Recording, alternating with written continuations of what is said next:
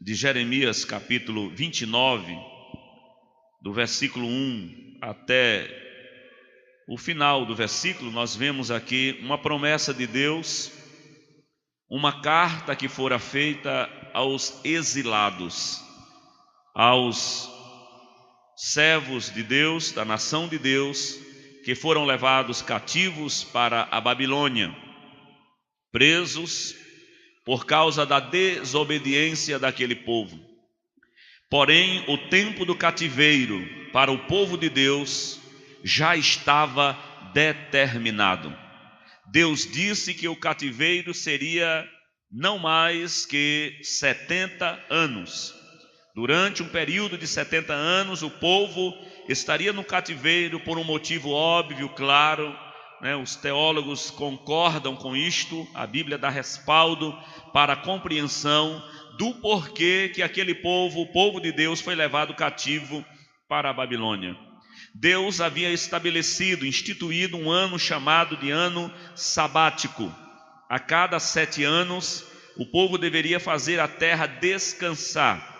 E durante um período de 490 anos, o povo de Deus trabalhou continuamente, sem dar o chamado ano sabático, perfazendo-se assim um total de 70 anos que o povo devia a Deus e à terra.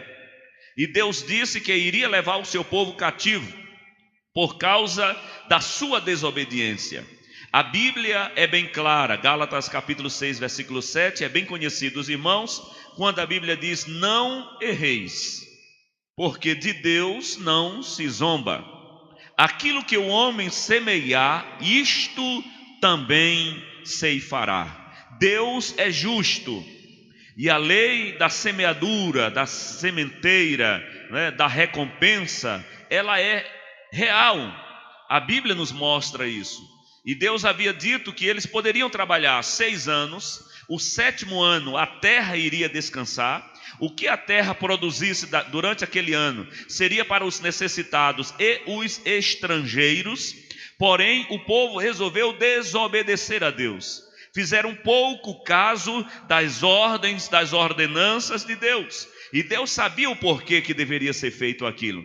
E assim, nos nossos dias, nós podemos entender que quando Deus nos orienta acerca de algum erro, de algum pecado, de algum desvio da sua verdade, da sua vontade, do seu querer, da sua palavra, dos seus estatutos, é porque Ele sabe os prejuízos que este desvio pode causar para a vida do homem, para a tua casa, para o teu lar, para a tua família, para o teu relacionamento. E Deus não quer ver você sofrendo.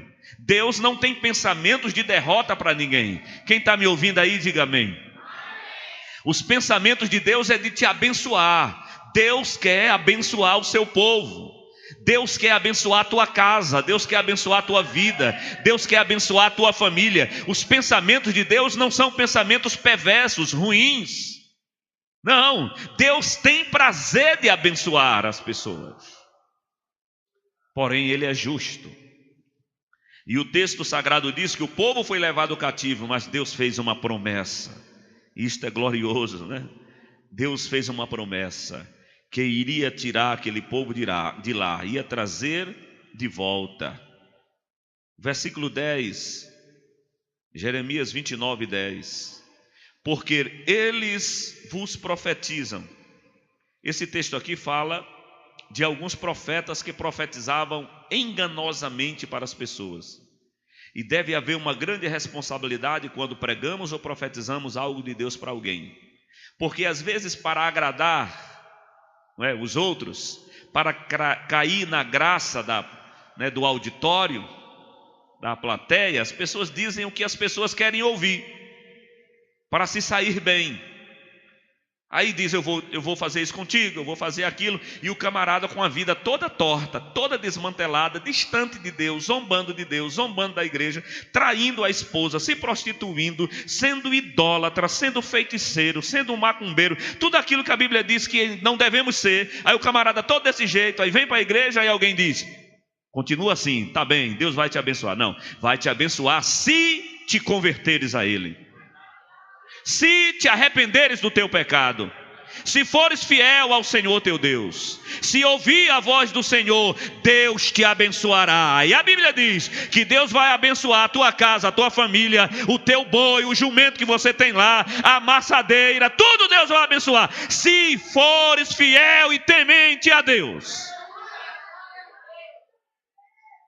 Mas muitos, para agradar, aí dizem, não, é assim mesmo, não, é assim mesmo. É assim mesmo nada. O que é certo, o que é errado é errado. Luz é luz e treva é treva. Caminho para o inferno é caminho para o inferno. E o caminho para o céu é o caminho para o céu. E o caminho do céu, a Bíblia diz que é estreito. Apertada é a porta, e estreito é o caminho que conduz para a vida eterna. E são poucos, diz a Bíblia, que anda por ele. Aleluia. É apertado, é estreito, mas é gostoso, é bom, é satisfatório, porque você tem uma presença excelente do Senhor Jesus que está conosco. Ele diz, estarei convosco todos os dias, até a consumação dos séculos. É o nosso conforto. Passa por luta, passamos por dificuldades, por adversidades, mas o nosso grande amigo, Senhor e Salvador Jesus está do nosso lado. Aí ele repreende o povo dizendo, porque assim diz o Senhor, é ele quem diz, certamente que passados 70 anos em Babilônia, vos visitarei e cumprirei sobre vós a minha boa palavra, tornando a trazer-vos a este lugar. Porque eu bem sei os pensamentos que tenho a vosso respeito. Isso é maravilhoso, né, irmãos? Porque eu bem sei os pensamentos que tenho a vosso respeito, diz o Senhor. Pensamentos de paz e não de mal, para vos dar o fim que esperais. Então me invocareis, ireis, orareis a mim, e eu vos ouvirei. E buscar-me-eis e me achareis, quando me buscardes com todo o vosso coração. O que Deus quer de nós é uma inteireza de espírito, de coração, adoração completa. Deus não quer que o homem divida a sua adoração com o outro. Adorar a Deus e adorar João, adorar a Deus e adorar a Maria, né? Adorar a Deus e adorar o Damião, adorar a Deus e adorar o Cícero. Não, a Bíblia diz, quando buscarmos a Ele de todo o coração, meu coração é dele, somente dele, só dele e para ele a adoração, porque toda a honra, toda a glória e todo o louvor pertence ao Senhor Jesus. A igreja pode dizer isto? Porque toda a honra, vamos lá, porque toda a honra a Ele, ao Senhor Jesus, é a Ele que pertence a honra, a glória e a adoração. Não é nossa intenção ferir a fé de ninguém, ferir a consciência de ninguém, mas é a nossa intenção e interesse levar a palavra da verdade.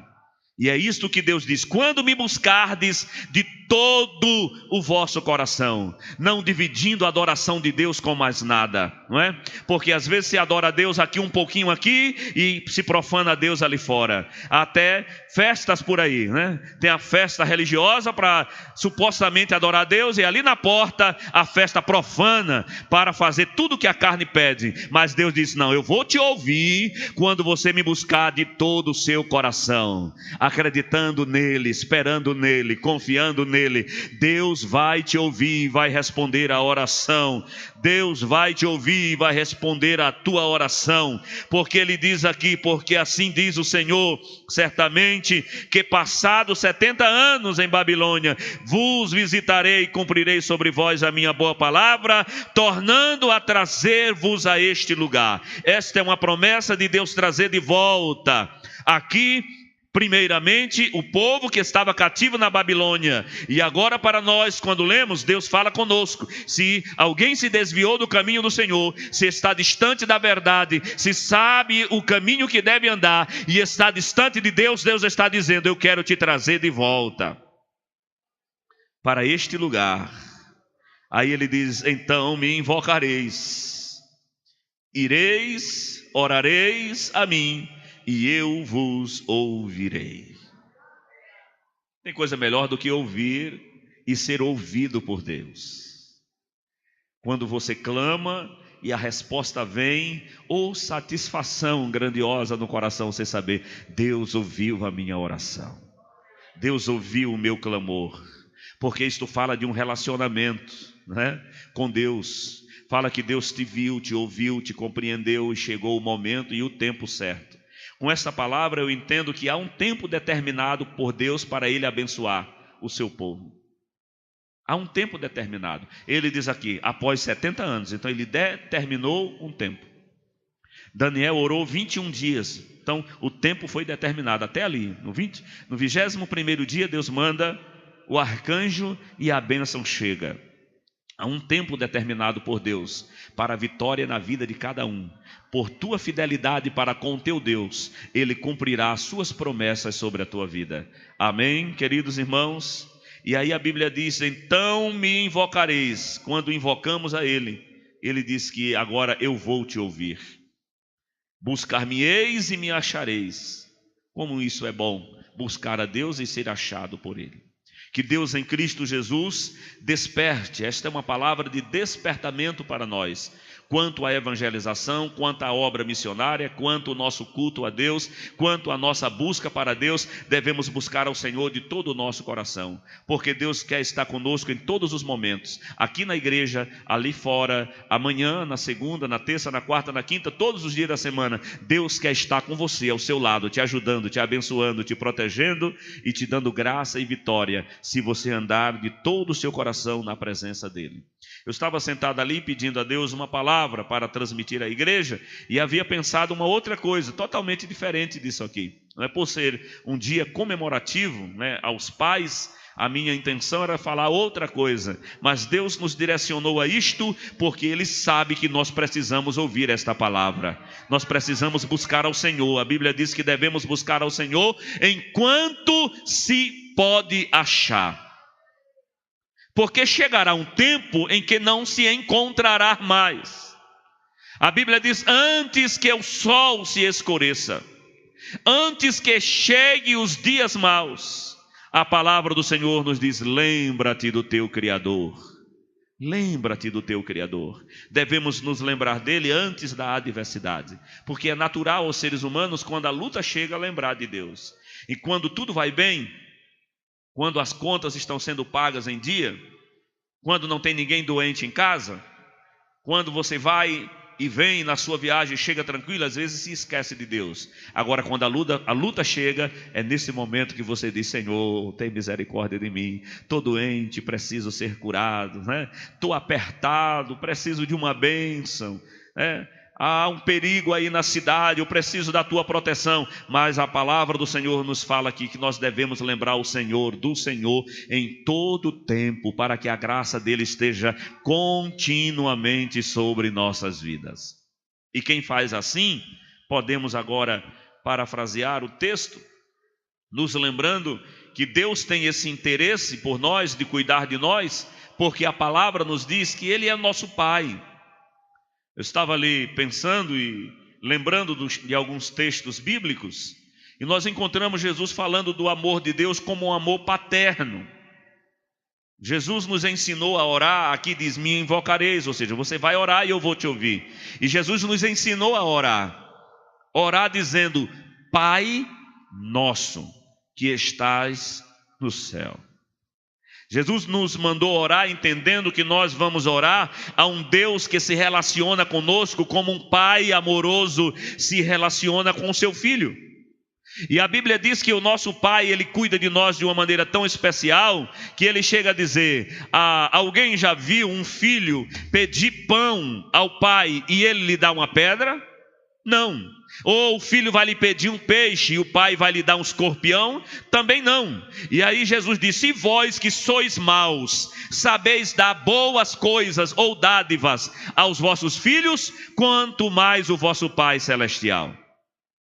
Se nós que somos maus, ninguém que tem um filho, seja ele da idade que for, ele chegar lá para você dizer, mamãe ou papai, hoje estamos comemorando, não é, o dia dos pais, chegar para você e dizer assim, papai, me dá um pedaço de pão, e você dizer, fecha a boca aí, e você colocar um pedaço de pedra dentro da boca dele? ou uma pedra? Jamais você fará isto. Ou seu filho chegar para você e lhe pedir um alimento, um peixe. Papai, eu quero comer peixe. Abre a boca aí, menino, fecha os olhos. E você colocar um escorpião dentro da boca do seu filho, você não faria isto, porque esse tipo de maldade de pensamento um pai não tem para com o seu filho. Da mesma forma, eu não posso olhar para o meu Deus como um Deus vingativo e irado. Ele é um Deus amoroso. Quando nos portamos de maneira correta, agradável a Ele, agora como um pai coerente, Ele não pode premiar um filho no seu erro. Assim como qualquer um de nós, a Bíblia faz essa comparação, lá em Hebreus capítulo 12, a Bíblia diz que os nossos pais, eles nos corrigiam, e porque eles nos corrigiam, nós não deixamos de amar Ele. Todos nós aqui, o povo não vou dizer da velha guarda não, né? O povo de ontem, teve uma correção mais severa, foi ou não foi? Os pais não alisavam não. Existia uma varazinha, a vara chamada da infância daquela época, a vara da infância e da juventude era de jucar, era de jucar, que a mãe ia ali no mato e trazia, e a correção era severa. Porém, nem por isto deixamos de amar a nossa mãe e o nosso pai, ainda o respeitamos. E eu acho interessante, irmãos, a importância da figura do pai na criação, na formação de uma pessoa. Isto acompanha por toda a vida, ou a criação, ou a falta dela. Quem está me ouvindo aí? Outro dia eu ouvi o auxiliar Rivaldo, que ele não tem problema de dizer a idade, né, irmão Rivaldo? Quantos janeiros? Só 79 anos ele vai completar agora. E outro dia ele estava se referindo ali a alguns ensinamentos do seu pai na escola, não foi? Meu pai me ensinou assim.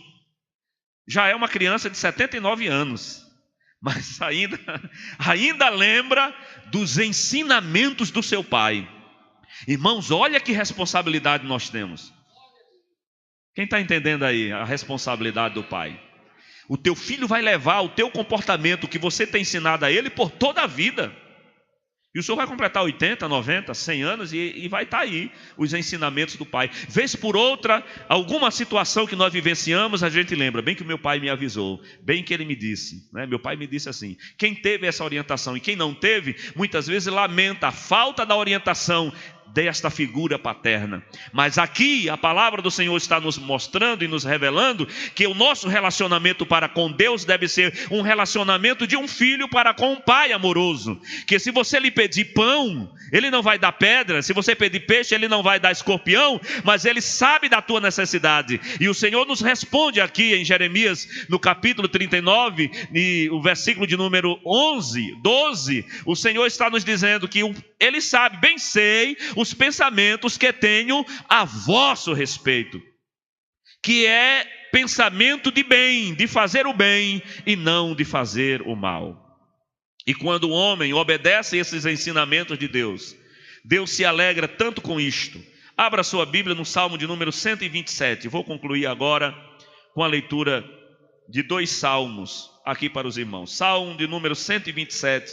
Quero deixar para a meditação dos irmãos estes 2 salmos, 127 e 128. Olha o que diz a palavra de Deus. Deus quer que tenhamos este relacionamento com Ele, sejamos dependentes dEle e saibamos que Ele tem interesse em cuidar de nós. Salmo 127 diz: se o Senhor não edificar a casa, em vão trabalham os que edificam. Se o Senhor não guardar a cidade, em vão vigia a sentinela.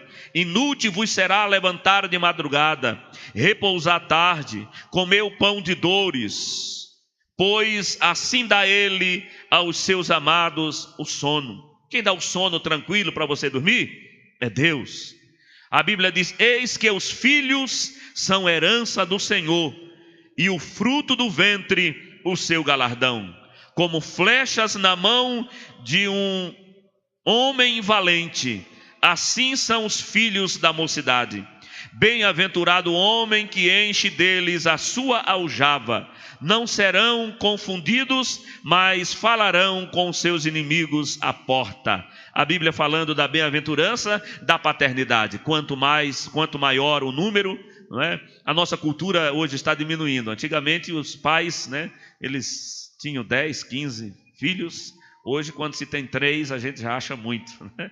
Mas a Bíblia diz: bem-aventurado aqueles que enchem a sua aljava, que era aquela espécie de sacola que se colocava as flechas. E a Bíblia diz que os filhos são como essas flechas. E aqui fala da responsabilidade do pai, aonde ou para onde você está apontando o teu filho. Como uma flecha, né?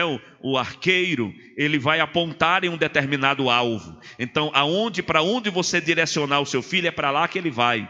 Existem as exceções, mas o pai tem que direcionar o filho no caminho que ele deve andar. Olha o que diz o Salmo 128. Bem-aventurado aquele que teme ao Senhor e anda nos seus caminhos, pois comerás do trabalho das tuas mãos, feliz serás e tudo te irá bem. A tua mulher será como a videira frutífera aos lados da tua casa, os teus filhos como plantas de oliveira à roda da tua mesa. Eis que assim será abençoado o homem que teme ao Senhor. O Senhor te abençoará desde Sião, e tu verás o bem de Jerusalém em todos os dias da tua vida, e verás os filhos dos teus filhos, e a paz sobre Israel. Quem pode receber essa palavra?